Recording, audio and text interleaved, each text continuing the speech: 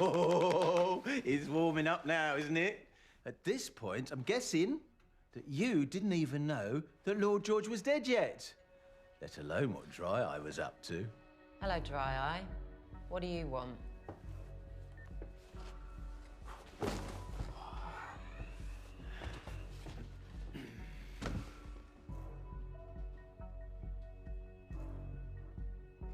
Fancy a boiled sweet?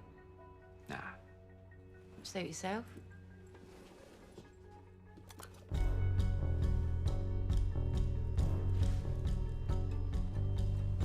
The fuck was he?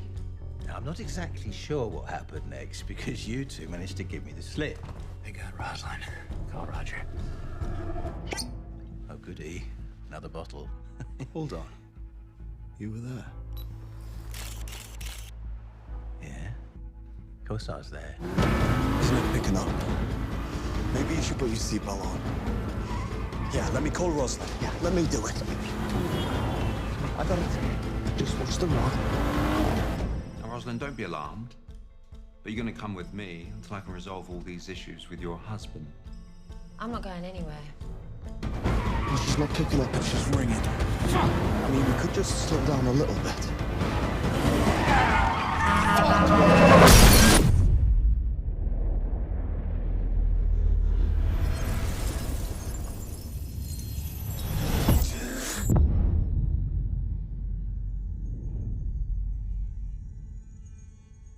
You know how it works.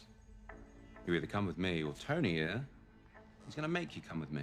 You're in my office, under my roof. It's not your position for Tony to do anything other than to fuck off back from whence he came.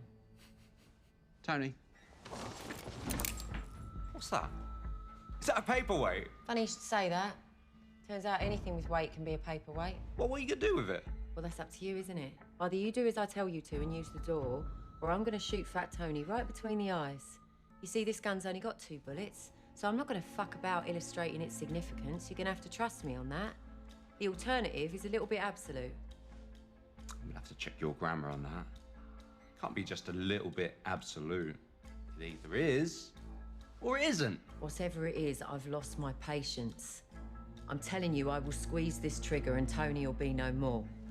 Tony. Listen to me, cunt. You take 1 step forward, it'll be the last fucking step you ever take. Tony, get on it.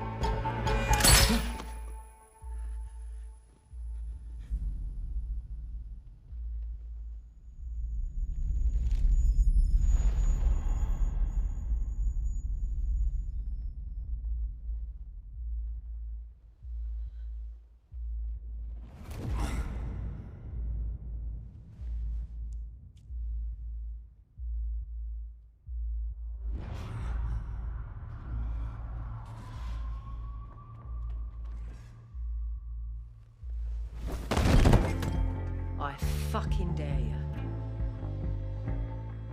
Just calm down. I'm leaving.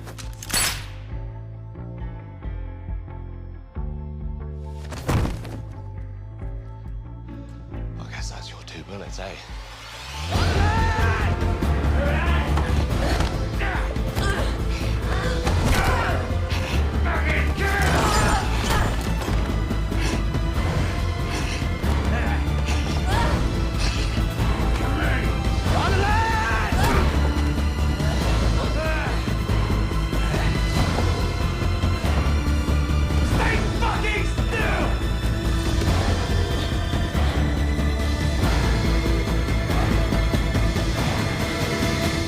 Hello, babe.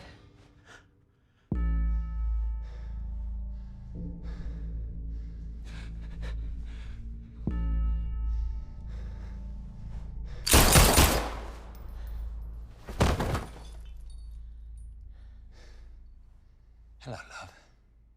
So you're basing your whole crescendo on a figment of your imagination? I'm basing my whole crescendo on the sum of its parts. A few minor details aside, I wouldn't have any trouble at all selling this juicy peach of a drama to Big Dave. He'd cream his fucking panties. You're too smart to be blackmailing us, Fletcher. Yes, and obviously I've taken precautionary measures. You can do all kinds of horrible things to me if you want. I might even enjoy them. but you'd have to leave the country and never come back.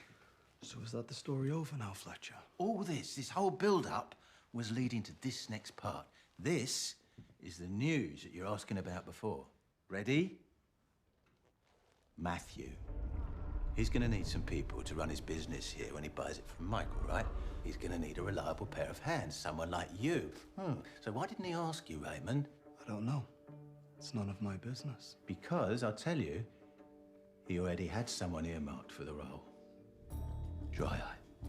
He promised Dry Eye the job, but only if Dry Eye helped drive down the price of Mickey's business. You see, it was Matthew who told Dry Eye the location of Mickey's farm, so he could steal his White Widow super cheese to cause ripples and reduce the market value. And that is why Fuck, in turn, got those juice-swilling, acne-back muscle Marys to do the job. It was Matthew who set this whole train of events off. But what he did not plan on, you see... Fuck you, you old cunt! I'll piss on your grave. ...was Dry Eye killing Lord George. Now, Dry Eye does not want to be subservient to Matthew anymore. Doesn't want to be subservient to anyone. This is how it's gonna play out. You're gonna back the fuck off, and I'm gonna take it all. Dry Eye likes the smell of power and does not like Matthew. So the little dragon needed a gentle reminder of who was really running things. You've been in this paddling pool for 2 minutes. I've been swimming in the ocean with the sharks for 20 years. I'll tell you how this plays out. You will drown, and then my Mossad crabs will eat you. And this, my love, is why I want my hard-earned £20 million, because not only do I know exactly how Mickey's business operates, but I also know that the very man he's trying to sell it to is trying to force him into selling it on the cheap, and has indirectly started a war. So you see, I think you should be calling me your trusted consigliere, or your spy behind the lines, or intellectual reconnaissance, if you prefer. I'm impressed. You certainly know more than I do. I'm impressed not only by your information, but by your imagination. Thank you very much. So you've got 72 hours, and I would just reiterate that if anything happens to me, I do have my insurance policy in place. Everything will go to Big Dave, and from him to the public, and you, my love, will go to Mars. So, strong recommendation, just pay up and watch me recede into the sunset, blowing kisses, yes? Well then, time to use the door, you black bastard. Well, that's just silly, isn't it? Because I'm not black. I'll be your fucking soul as, you dark cunt. Now out of my house, because I'm going to bed. Can I come with you? No, but you can go smoke the exhaust pipe in the back of your hearse. I might come anyway. You just hear me scratching about in the dark, wanking into a hanky.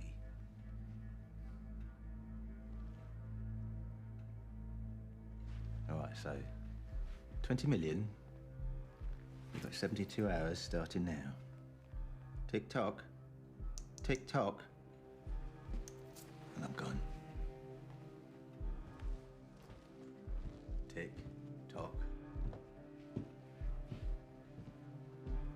Tick tock.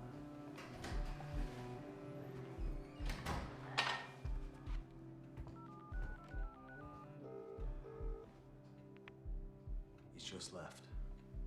He thinks he's very clever. Start with Big Dave.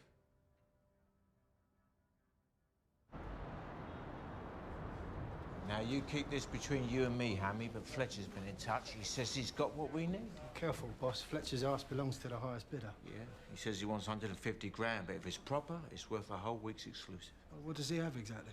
He was just tickling me nuts, but he says he wants to meet Saturday. So keep it free. Yeah, pronto!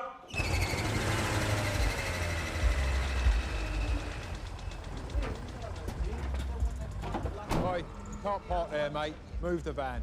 Don't worry, friend. We'll be gone